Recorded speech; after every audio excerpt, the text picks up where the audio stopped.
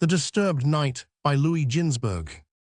The night during which Haman erected the cross for Mordecai was the first night of Passover, the very night in which miracles without number had ever been done for the fathers and for Israel. But this time the night of joy was changed into a night of mourning and a night of fears.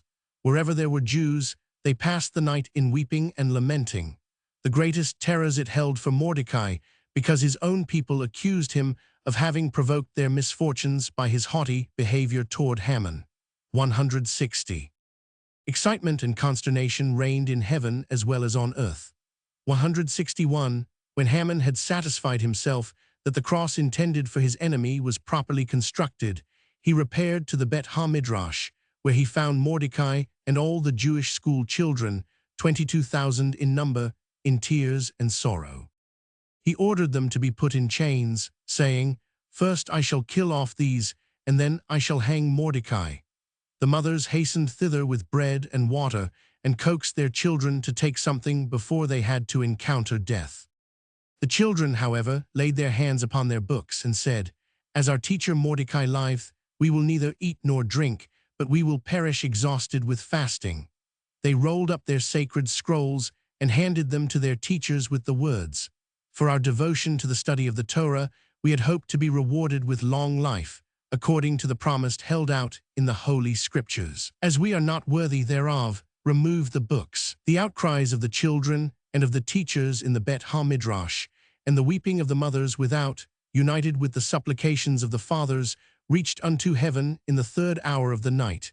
And God said, "I hear the voice of tender lambs and sheep." Moses arose and addressed God thus, "Thou knowest well that the voices are not of lambs and sheep, but of the young of Israel, who for 3 days have been fasting and languishing in fetters, only to be slaughtered on the morrow to the delight of the archenemy." Then God felt compassion with Israel for the sake of his innocent little ones. He broke the seal with which the heavenly decree of annihilation had been fastened, and the decree itself he tore in pieces. 162. From this moment on Ahasuerus became restless, and sleep was made to flee his eyes, for the purpose that the redemption of Israel might be brought to pass. God sent down Michael, the leader of the hosts of Israel, who was to keep sleep from the king. 163. And the archangel Gabriel descended, and threw the king out of his bed on the floor, no less than 365 times, continually whispering in his ear, "O thou ingrate, reward him who deserves to be rewarded." To account for his sleeplessness, Ahasuerus thought he might have been poisoned, and he was about to order the execution of those charged with the preparation of his food. But they succeeded in convincing him of their innocence, by calling to his attention that Esther and Haman had shared his evening meal with him, yet they felt no unpleasant effects. 164. Then suspicions against his wife and his friend began to arise in his mind. He accused them inwardly of having conspired together to put him out of the way. He sought to banish this thought with the reflection that if a conspiracy had existed against him, his friends would have warned him of it. But the reflection brought others in its train. Did he have any friends? Was it not possible that by leaving valuable services unrewarded, he had forfeited the friendly feelings toward him? 165. He therefore commanded that the chronicles of the kings of Persia be read to him.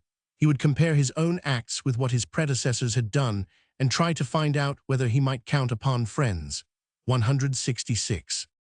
What was read to him did not restore his tranquility of mind, for he saw a poor man before him, none other than the angel Michael, who called to him continually, "Haman wants to kill thee and become king in thy stead. Let this serve thee as proof that I am telling thee the truth. Early in the morning he will appear before thee and request permission of thee to kill him who saved thy life. And when thou inquirest of him what honor should be done to him whom the king delighteth to honor, he will ask to be given the apparel, the crown, and the horse of the king as signs of distinction." 167. Ahasuerus's excitement was soothed only when the passage in the Chronicles was reached describing the loyalty of Mordecai. Had the wishes of the reader been consulted, Ahasuerus had never heard this entry, for it was a son of Haman who was filling the office of reader, and he was desirous of passing the incident over in silence. But a miracle occurred, the words were heard, though they were not uttered. The names of Mordecai and Israel had a quieting influence upon the king, and he dropped asleep.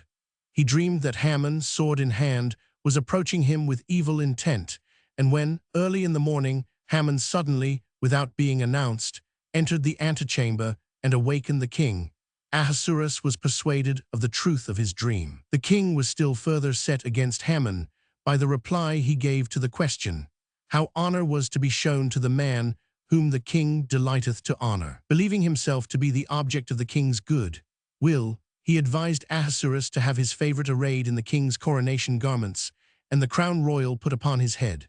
Before him, one of the grandees of the kingdom was to run, doing herald service, proclaiming that whosoever did not prostrate himself and bow down before him whom the king delighteth to honor would have his head cut off and his house given over to pillage. Haman was quick to notice that he had made a mistake, for he saw the king's countenance change color at the mention of the word crown. He therefore took good care not to refer to it again. In spite of this precaution, Ahasuerus saw in the words of Haman a striking verification of his vision, and he was confident that Haman cherished designs against his life and his throne. 168.